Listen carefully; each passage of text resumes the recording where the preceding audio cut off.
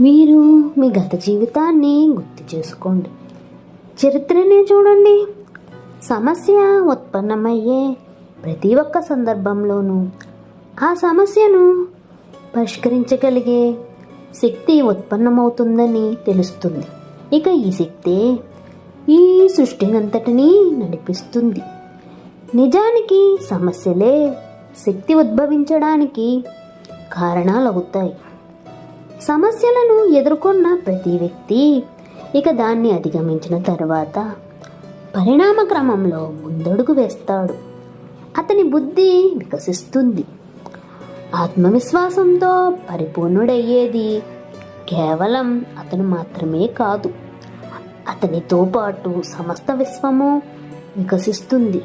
ఇక ఇది నిజం కాదంటారా? వాస్తవానికి సమస్య ఉద్భవిస్తే